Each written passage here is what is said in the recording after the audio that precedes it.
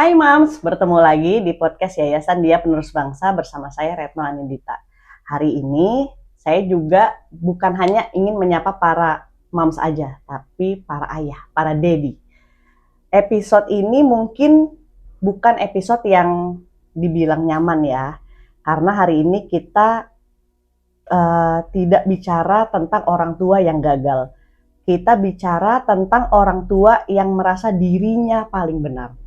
Dan seringkali orang tua seperti ini tidak pernah menyadari bahwa luka bukan hanya pada anak, tapi juga pada pasangannya. Dan mungkin bahkan pada diri sendiri. Kalau hari ini Anda merasa defensif setelah menonton podcast ini, mungkin bukan karena episode ini salah, tapi karena mungkin ada sesuatu hal yang mengetuk hati Anda. Nah, hari ini saya bersama Ibu Endang, psikolog klinis. Izinkan aku memiliki hatimu yang tak pernah untuk... Bu Endang, saya ingin mulai dengan satu realita yang banyak kita sebagai orang tua itu nggak sadar mungkin ya. Banyak orang tua yang berkata, anak saya baik-baik aja kok, anak saya nggak ada trauma kok. Iya. Nah, dari pengalaman Bu Endang selama ini, berapa banyak anak yang terlihat baik-baik aja padahal sebenarnya si anak itu menekan perasaannya? Oke. Memang ada fenomena sekarang ini yang disebut smiling depression ya. Dia depresi tapi dia tampilkan diri dia itu senyum, seolah-olah nggak ada apa-apa. Kita bicara fenomena yang untuk buktinya itu lihat data statistik aja ya, yang dikeluarkan oleh Kementerian Kesehatan Republik Indonesia beberapa waktu yang lalu, yang cukup membuat para masyarakat kemudian kaget gitu lah, bahwa sekitar 1 dari setiap 3 orang anak dari usia 10 sampai 17 tahun itu mengalami yang namanya gangguan kesehatan mental. Nah, yang tertinggi itu adalah gangguan anxiety, kecemasan, kemudian diikuti dengan depresi dan gangguan perilaku yang lain. Dari situ aja sudah terlihat ya bahwa anak usia 10 sampai 17 tahun, bayangin 1 dari setiap 3 anak. Nah, dari situ nampak bahwa ternyata jumlah anak-anak yang mengalami gangguan emosi mengalami peningkatan dari tahun ke tahun. Nah, bahwa fenomena baik-baik saja itu bisa kita simpulkan dari mana? Terlihat dari sekian banyak itu, ternyata hanya 2,6% dari anak usia tersebut yang melakukan mencari pertolongan profesional melalui klinik-klinik kesehatan mental. Artinya kan kalau 2,6% dari sejumlah, kalau 30% diperhitungkan oleh Kementerian Kesehatan 15,5 juta anak tuh, anak remaja ya. Dan kalau cuma 2,6%-nya kan sangat sedikit sekali. Artinya yang lainnya adalah tidak mencari pertolongan profesional untuk mengatasi gangguan kesehatan mentalnya. Artinya hidden. Apakah yang bersangkutannya tidak menyadari atau kemudian atau tidak mau untuk mengakui. Begitu. Jadi emang sangat baru sedikit ya yang baru melek, kasar katanya Ibu ya. Betul, betul. Bisa jadi karena begini ya. Bisa jadi sampai sekarang masih ada stigma ya kalau mencari pertolongan dari seorang profesional untuk gangguan emosional, bisa jadi karena ada stigma sosial ya, gangguan jiwa, yang sampai sebagian masyarakat sekarang masih menganggap itu hal yang harus disembunyikan, atau ingin menjaga reputasi orang tuanya, atau mungkin era anak muda sekarang kan ya, banyak sekali yang sekarang flexing hidup bahagia tapi di medsos. Kenyataannya tidak begitu, tidak mau mengakui bahwa dia punya problem. Gitu. Kalau ini Bu, apa benar ya kalau misalkan anak dari orang tua yang punya kecenderungan narsistik NPD ini ya sering tumbuh jadi anak yang tidak merepotkan gitu? Karena semenjak kecil dia belajar untuk tidak divalidasi perasaannya gitu loh. Kalau perasaannya tuh nggak penting gitu. Emang begitu nggak sih Bu? Maksudnya anak tuh jadi tidak merepotkan gitu. Dari orang tua yang narsis, yang memiliki kecenderungan NPD. Ya. Kalau bicara tentang orang tua yang NPD, berarti kita bicara tentang pola asuh ya, dari orang tua yang NPD yang mengakibatkan menjadikan seorang anak menjadi yang tadi tidak bisa mengekspresikan Iya. emosinya. Karena dibilangnya, oh ini anak saya baik, karena dia nggak ngerepotin gitu, Bu. Oke. Jadi begini, kita perlu paham dulu ya orang NPD. Kenapa kemudian orang NPD bisa mempraktekkan pola asuh yang menimbulkan gangguan emosi pada anak, gitu ya. Karena NPD sendiri, kalau kita lihat itu adalah ciri-cirinya NPD ini adalah satu struktur kepribadian, ya. Suatu bukan cuma sekedar sifat, tapi udah satu struktur kepribadian di mana mulai dari kognisinya, afeksinya, dan behaviornya itu merupakan satu kesinambungan yang dicirikan. Ciri utamanya adalah dia merasa dia adalah orang yang paling istimewa, paling hebat. Ya, dia karena dia merasa istimewa, hebat, maka dia merasa superior. Saya ini patut dihargai karena saya istimewa. Saya ini hebat, maka saya harus mendapatkan pujian. Gitu. Nah, perasaan yang muncul ada rasa bangga, rasa bahwa dia ini memang harus yang muncul rasa bangga dan kemudian butuh validasi untuk apa yang ada dalam kognisinya dia, bahwa dia itu memang pantas untuk dihargai, dipuji. Maka perilaku yang muncul adalah eksploitasi, karena pujian itu tentu datang dari orang lain kan. Gitu.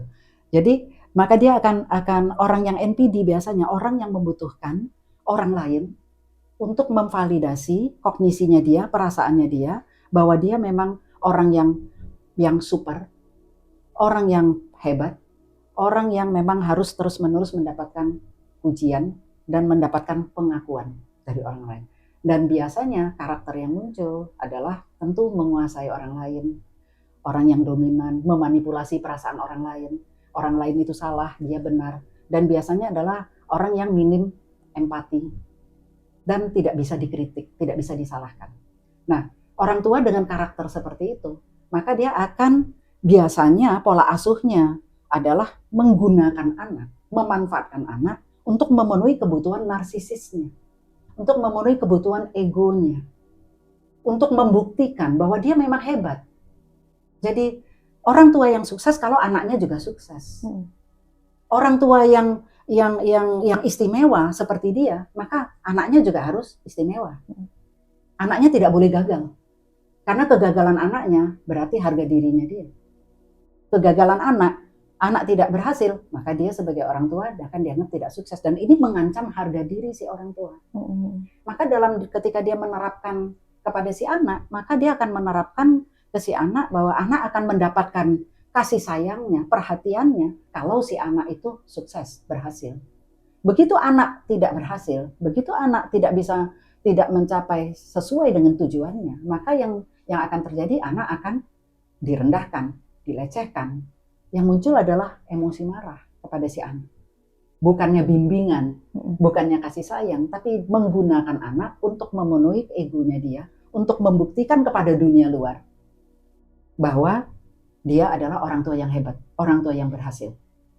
Pola asuhnya otoriter, pola asuhnya cenderung dominan, pola asuhnya tidak memberi kesempatan kepada si anak untuk mengeksplor jati diri dia, untuk menemukan potensi diri dia, sesuai dengan kemampuan si anak, sesuai dengan keinginan si anak. Yang ada adalah anak harus mengikuti keinginan orang tua.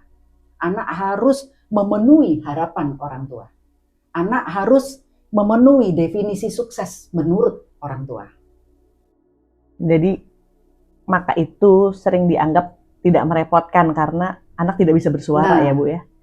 Reaksi si anak bagaimana? Karena pola yang diterapkan oleh orang tua adalah conditional love. Cinta akan kamu dapatkan kalau kamu memenuhi keinginan orang tua. Maka si anak akan menjadi anak yang patuh. Anak yang mengikuti maunya orang tua. Anak yang selalu tidak berani mengatakan tidak. Karena kalau dia mengatakan tidak, penolakan itu bagi orang yang NPD itu sama dengan menghancurkan harga dirinya dia. Meruntuhkan reputasinya dia yang sudah dia bangun bahwa saya ini adalah orang yang hebat. Tidak ada yang bisa mengalahkan saya. Saya ini superior. Saya ini selalu benar. penolakan, dia sensitif terhadap orang yang NPD, sensitif terhadap penolakan. Anak jadi tidak berani menolak. Karena menolak, anak akan mendapatkan punishment, hukuman. Dan umumnya yang muncul adalah marah. Menekan si anak, mencaci maki si anak, meremehkan anak, menghina si anak. Tujuannya satu, agar si orang tua bisa mengisi egonya dia, memberi makan ego orang tuanya. Jadi narsistik atau orang tua yang NPD ini sering dibayangkan sebagai orang tua yang arogan dan kasar ya Bu ya. Padahal di dalam keluarga narsis ini sering hadir sebagai orang tua yang dihormati, dikagumi, bahkan mungkin ditakuti sama anak. Nah kalau menurut Ibu, apa yang membuat NPD ini dalam pengasuhan begitu sulit untuk dikenali? Jadi kita kembali lagi pada budaya di masyarakat kita kan ya. Bahwa yang namanya setiap yang diberi label pola asuh untuk tujuan mengedukasi anak, tujuan mendidik anak. Itu kan. Jadi orang melihatnya pada tujuannya itu baik. Gitu. Apapun itu bentuknya asal tujuannya baik untuk mendidik anak, maka itu benar. Tidak ada orang tua yang ingin menghancurkan anak, kan itu ya selalu kan ya. Tidak ada orang tua yang dengan niat untuk merusak anak. Selalu kita bilang begitu. Orang tua itu tujuannya baik. Gitu. Apapun itu, kamu pantas untuk menerima itu. Nah, oleh karena itu, kalau dikatakan bahwa kenapa menjadi tidak terdeteksi atau tidak dikenali gitu loh. Dianggap itu baik-baik saja gitu. Karena labelnya adalah tujuannya adalah untuk mendidik anak supaya kelak besok anak menjadi anak dengan masa depan yang baik, untuk menyiapkan anak masa depannya. Jadi dikemas dalam bentuk tujuannya, tanpa kemudian melihat bahwa relasi yang dibangun seperti apa. Gitu. Makanya kemudian tidak terdeteksi. Padahal relasi yang dibangun adalah relasi yang otoriter, dominan, menekan, memaksa, terus kemudian tidak memberi ruang pada si anak untuk melakukan validasi terhadap perasaannya, untuk memahami jati dirinya, gitu. Sehingga dianggap, wah tujuannya baik, gitu. Makanya dari banyak kasus orang tua yang keluarga yang orang tuanya NPD ini ya Bu ya, itu karena seringkali terlihat orang tuanya itu berhasil tanda kutip gitu ya Bu ya. Jadi nggak pernah dipertanyakan gimana sih caranya parentingnya gitu, karena ya udah ya orang tuanya berhasil ngedidik anaknya gitu. Iya. Tanpa melihat damage terhadap atau luka psikologis yang ditimbulkan pada si anak ya. Karena memang begini. Sekarang tipe kita lihat ciri-ciri yang dilakukan, yang ciri-ciri orang tua yang NPD ya. Kan satu kan dia kan butuh memberi makan egonya bahwa dia orang yang hebat, maka dia ingin anaknya juga hebat. Bahwa prestasi anak adalah harga diri dia. Sukses anak adalah suksesnya dia sebagai orang tua. Nah, oleh karena itu, ketika dia mendidik anak, anak harus berhasil supaya kemudian dia supaya anak mendapatkan cinta dan kasih sayangnya dia. Nah, banyak kejadian dalam banyak kasus anak-anak dari orang tua yang NPD itu banyak juga yang sukses. Anak-anak yang secara akademis bagus, kemudian ketika dia berkarir, karirnya juga bagus. Karena dibangun dari apa? Dibangun ketika dia si anak diminta untuk terus-menerus berprestasi, terus-menerus berhasil, tidak boleh gagal. Ya. Kemudian anak juga diminta untuk selalu memenuhi harapan orang tua untuk membuktikan pada dunia luar kehebatan orang tuanya. Gitu.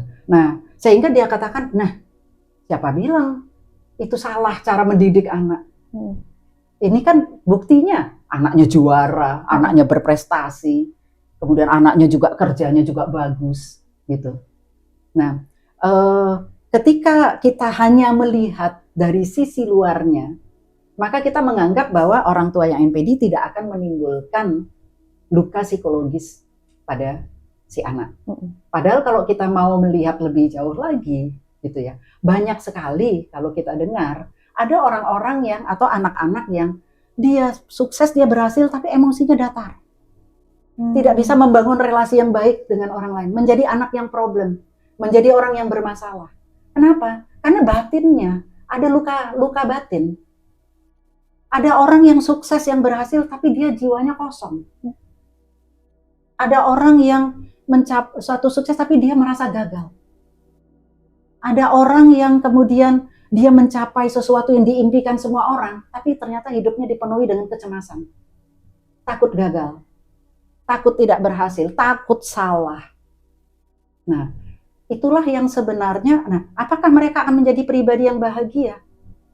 Ya tidaklah. Sekalipun kita melihatnya dari kacamata secara umum, bahwa keberhasilan itu kalau sukses di bidang akademis juara, di bidang yang lain olahraga, kesenian dia kemudian menjadi orang yang hebat kan gitu ya.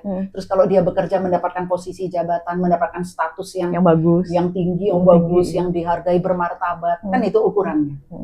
Tapi apakah kita melihat sebagai seorang manusia yang utuh, dia melakukan itu dengan kesadaran penuh, sesuai dengan diri dia, sesuai dengan kemampuan dia, sesuai dengan yang aktual ininya dia, yang dia inginkan dari diri dia. Dia melakukan dengan rileks, dengan santai, tanpa kecemasan yang berlebihan.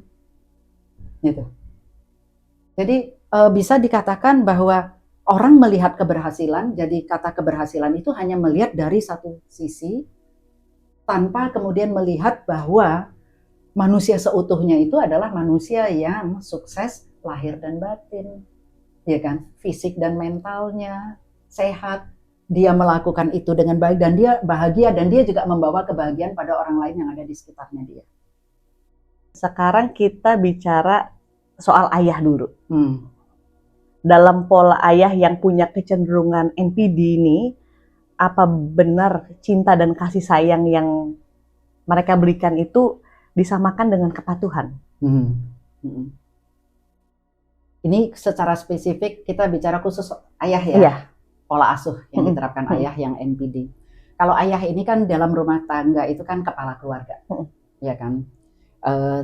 Biasanya ayah ini dominan, otoriter, ya, ditampilkan wujud dengan karakteristik laki-laki, ya. Nah, ini kita bisa lebih detail lagi kita bicara bahwa NPD itu secara garis besar ada dua tipe sebenarnya, ya kan. Nah, tipe yang pertama ini yang disebut dengan tipe grandius, tipe yang lebih open, lebih terbuka, lebih tampak. Tipe yang kita sebut juga tipenya overt, gitu ya. Yaitu umumnya orang dengan NPD yang tipe grandius itu memang perilaku yang muncul itu adalah perilaku yang dominan, otoriter. Kemudian ini adalah orang biasanya dimiliki oleh laki-laki sesuai dengan upbringingnya. Pola asuh laki-laki diberi kesempatan untuk lebih boleh ekspresif, lebih emosional. Laki-laki itu boleh, gitu loh, boleh untuk boleh agresif. Nah, otomatis kalau kita berbicara tentang orang yang NPD, kembali lagi dalam NPD adalah 3 karakteristik utama yang dimiliki ya oleh orang NPD. Satu yaitu tadi ego, bahwa dia adalah orang yang harus diagungkan, halu bahwa dia adalah halu superior. Kemudian yang kedua, dari situ dia akan dalam pola asuhnya, maka dia akan menerapkan pola asuh yang conditional love. Gitu. Papa akan mencintai kamu, menyayangi kamu akan menjadi orang yang kesayangan papa kalau kamu bisa memenuhi harapan papa. Transaksional gitu ya, Bu ya? Transaksional, betul. Kamu kalau tidak bisa memenuhi harapan papa, maka akan dapatkan punishment. Nah, sebetulnya harapan yang disebutkan ke anak bahwa anak harus memenuhi harapan orang tua itu adalah untuk mengisi citra si ayah tadi kan, si orang tua tadi, gitu loh. Seorang papa yang berhasil, yang sukses, maka dia akan berlaku ke anak, akan dominan dan akan keras terhadap si anak. Nah, yang berikutnya adalah akan terjadi manipulasi emosional terhadap diri si anak. Apa manipulasi yang dilakukan? Karena dia tipenya NPD itu umumnya adalah yang minim empati, ingin selalu dipuji, dan selalu merasa benar, maka yang muncul adalah menyalahkan. Setiap kali si anak merasa bahwa dia gagal atau merasa letih, merasa capek, Iya kan? Bagi si ayah, ini anak mengancam harga dirinya dia. Mengancam bahwa ini ancaman karena si anak akan tidak bisa memenuhi egonya dia, memenuhi harapannya dia. Maka yang muncul adalah tekanan kepada si anak. Harus begini, harus begitu, kamu harus melakukan ini, kamu harus sesuai apa yang papa mau. Nah, akibatnya si anak akan seperti apa? Akan mengikuti maunya si ayah, akan mengikuti maunya orang tuanya. Nah, anak akan takut, iya dong. Karena begitu dia tidak memenuhi harapan orang tua, maka yang muncul adalah diremehkan, direndahkan. Tujuannya untuk membangkitkan, padahal enggak. Untuk membangkitkan motivasi si anak. Tujuannya adalah membuat si anak lebih bersemangat, padahal enggak. Tujuannya adalah agar anak memenuhi keinginan orang tuanya. Jadi karena hal itu juga ya Bu, jadi membuat anak jadi seakan-akan takut sama ayahnya gitu ya. Terus ya tapi balik lagi ya, bukan karena ayahnya yang jahat ya, tapi karena emang ayahnya tidak memberikan ruang untuk anak ini berbuat salah gitu ya Bu berarti. Betul. Ada, kalau kita bilang NPD itu jahat, tidak selalu demikian, karena kan dia tidak menyadari, dia bukan tidak menyadari. Secara kognisi, orang NPD ini, dia tahu bahwa dia menekan, dia tahu bahwa dia memaksa. Secara kognisi dia tahu. Yang dia nggak punya adalah afeksinya. Gitu. Jadi yang dia tidak menyadari ketika kemudian ketika kita memaksa anak dan anak kemudian menunjukkan sikap penolakan, orang yang punya afeksi itu akan mengatakan, oh ya kasihan dia, kayaknya anak ini letih, kayaknya anak ini khawatir, kayaknya anak ini cemas. Orang yang NPD nggak punya afeksi, dia sadar dia sudah memaksakan, tapi dia tidak bisa merasakan apa yang dirasakan oleh si anak. Nah, karena dia tidak bisa merasakan, maka si anak kan tidak akan diberi kesempatan untuk mengekspresikan emosinya. Karena begitu si anak mengekspresikan emosinya, bagi si orang tua itu penolakan. Penolakan berarti mengancam harga diri si orang tua. Penolakan berarti menunjukkan anak membangkang. Ya kan? Mengkhawatirkan bagi seorang tua. Jadi karena tidak ada afeksi bagi orang tua yang NPD, maka dia pun juga tidak akan mendengarkan, tidak akan memberi kesempatan pada si anak untuk kemudian mengeluarkan emosinya. Karena begitu si anak mengeluarkan emosinya, jujur untuk mengungkapkan apa yang dia rasakan, kalau diterima oleh orang tua adalah penolakan, maka yang didapat oleh si anak adalah punishment. Otomatis anak akan jadi takut. Karena dia tidak bisa mengatakan apa yang dia rasakan, dia tidak bisa mengekspresikan apa yang ada dalam pikirannya. Karena kalau itu dia lakukan, maka yang dia dapatkan adalah punishment. Jadi anak dari orang tua yang NPD dengan tipe dominan, ya kan, otoriter seperti ayah, yang seperti yang kita katakan tadi, tipe grandius, maka itu anak akan tumbuh menjadi anak yang tidak bisa bebas mengekspresikan diri, bahkan mungkin malah mempertanyakan, jangan-jangan memang saya yang salah, memang jangan saya yang benar, jangan memang saya yang cengeng, saya ini lemah. Gitu. Jadi anak yang selalu mendapatkan penekanan atau tuntutan dari ayah yang NPD ini bisa aja dong Bu, kalau dia gagal ya dia menghukum dirinya dia sendiri, atau mungkin dia merasa karena dituntut harus selalu sempurna tuh dia jadinya ya begitu gagal tuh akan bisa ya berbuat yang tidak diinginkan gitu. Bisa jadi, karena begini, kita bayangkan ya, ketika si anak dihadapkan pada orang tua yang NPD dan terobsesi untuk selalu menunjukkan pencitraan yang positif, dan kemudian menuntut anak untuk menjadi perpanjangan egonya dia, kebayangkan ya, terus-menerus si anak ini akan selalu dimonitor, diperhatikan, kan kemudian dituntut. Maka apa yang terjadi?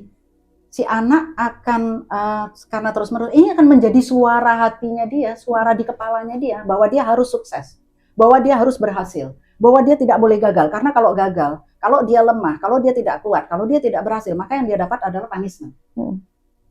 Untuk menghindari itu adalah mekanisme pertahanan diri si anak. Mekanisme pertahanan diri dia adalah bahwa saya harus berhasil, maka ini akan terus-menerus Karena dari kecil dididik seperti itu, kemudian ditanamkan, diomongin setiap hari, maka ini akan menjadi suara hatinya dia, bahwa dia harus menjadi orang yang berhasil untuk menyenangkan hati orang tuanya, untuk menjadi anak yang sukses, anak kesayangan orang tua. Ini akan menjadi suara hati dia. Begitu akibatnya muncul kecemasan, ketakutan akan gagal. Cemas, khawatir, tidak boleh gagal. Nah, begitu kegagalan itu terjadi, maka dia akan terus-menerus menyalahkan diri dia. Apalagi memang orang tua NPD juga akan menyalahkan dia. Tapi karena suara di dalam hatinya dia, gema di dalam dirinya dia memang terus-menerus untuk sukses, berhasil, tidak boleh gagal. Maka ketika itu maka akan terjadi apa? Drop. Kenapa dia drop? Konsep diri dia buyar semua. Konsep diri dia bahwa dia adalah orang yang hebat, yang kuat, anak yang berhasil, anak yang membanggakan orang tua, hancur. Orang yang konsep dirinya hancur, harga dirinya turun, apa yang terjadi? Depresi, merasa tidak berharga, merasa tidak berguna, merasa tidak pantas dicintai, merasa tidak pantas hidup, lebih parahnya lagi. Itu yang terjadi. Karena itu suara orang tua menjadi suaranya dia, karena terus-menerus diucapkan, terus-menerus ditekankan, terus-menerus dipaksa, tidak diberi ruang untuk didengarkan kata hatinya, sehingga dia meragukan kata hatinya sendiri, dia meragukan persepsi dia sendiri, dia meragukan pikiran dia sendiri. Maka yang benar adalah suara orang tuanya, dan itu terus-menerus ada dalam diri dia menjadi suara hati. Izinkan aku. Nah, sekarang tentang sosok ibu. Mungkin ini sosok yang sulit untuk dibicarakan karena biasanya ibu itu Secara statistik ternyata memang NPD dikatakan lebih banyak dominan, otoriter.